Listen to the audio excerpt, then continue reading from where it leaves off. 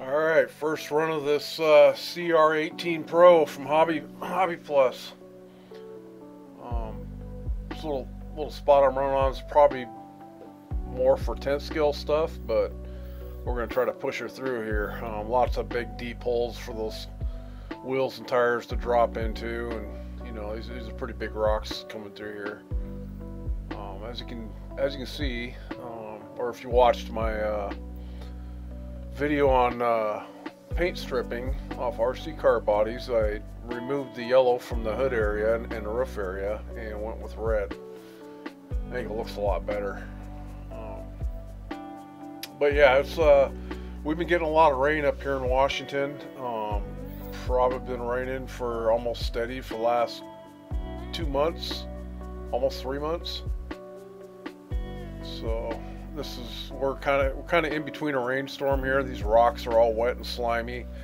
Normally this is underwater. During the wintertime they drain part of this lake. That big giant rock in the background, that's a rock during the summertime where all the teenagers jump off of it into the lake. One of the things that annoys me about this CR18 Pro is the slop that it has in the drivetrain. The reason why that's bad is, say you're going uphill and you stop in the middle of the hill, you can get a little bit of a rollback as the gears, the mesh in the gears relax to the reversed gear phase, for lack of a better word. Now what's worse is when you're going downhill, and say you stop and you stop in the middle of going downhill, when you go to re-engage, it can cause a little bit of a free roll as the gears take up the slop before they engage. You know, all the gears in the drivetrain re-engage each other. There's a little of a dead spot there where they can kind of free float in between each other and cause a little bit of a free roll. Sometimes that free roll goes for quite a distance. But I measured it once and it was almost 1.5 inches of roll before the gears engage. So that's quite a bit. That's actually more than some of the 10 scale rigs. As you can see, it just kind of lurched forward. That's the gear slop I'm talking about. So some of these holes are pretty deep that it's trying to navigate through. Like this one here just dropped into. But it actually surprisingly pulled itself out. Now if you're watching it, you know, the big rock that's about to climb up onto, when it goes to go across to the next set of rocks, it actually moves that big rock. So I wonder if by sitting underwater, some of the minerals get removed out of these rocks that make them lighter. They're not light to move by hand by any means, but I mean, that's a big rock for a little car to wiggle like that. But yeah, that front tire just dropping down into a massive hole. Even a 10 scale has difficulty with some of the gaps between these rocks. Alright, coming down this little face of this rock right here, and I think the reach is just too deep for the front tires to hit for the ass end releases, and it almost goes over on its lid.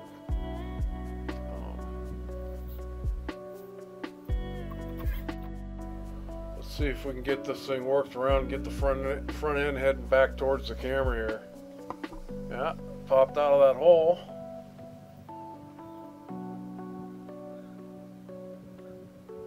You can do it. Look at that, moving that rock right there.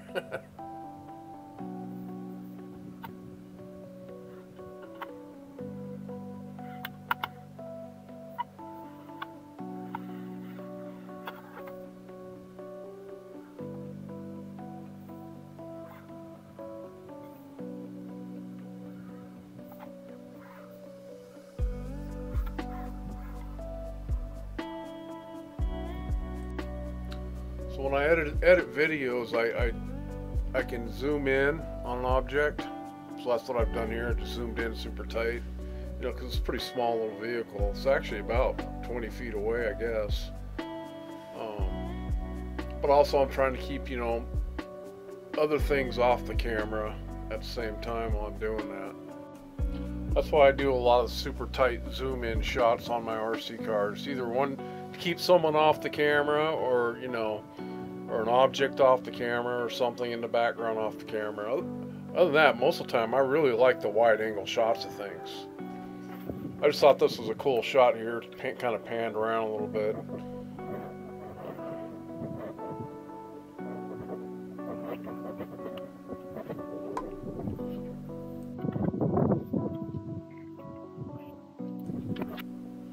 Alright, struggle bus time. Kind of struggled for this little section right here. And a little bit past this spot. It was quite the struggle. I edited a lot of stuff out just to make it look, you know, clean, I guess, and to shorten the video.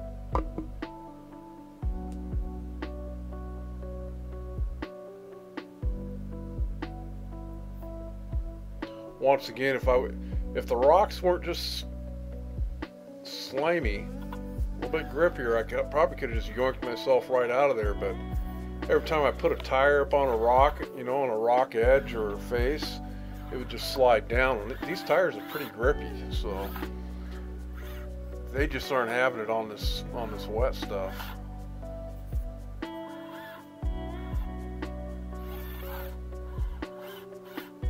I'm wanting the vehicle to go to the right of the screen, like that way, where the tires are pointing.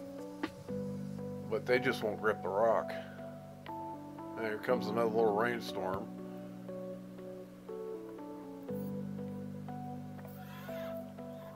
So I think if I can get this car out on a dry day, I'll really get a better impression of how these tires and how the vehicle behaves.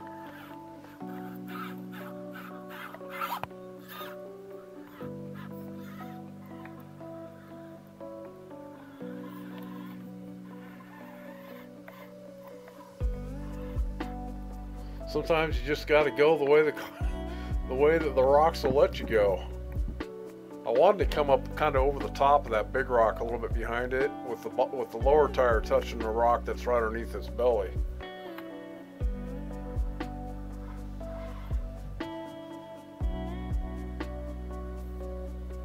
Yeah, that back tire's down in a deep hole too. Look at that.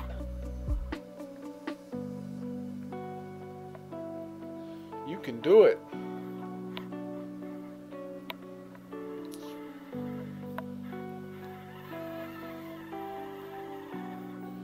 Just no traction on that rock at all. I mean, those tires are grippy. I've tested them out. And it's just not getting in. There it goes. Finally.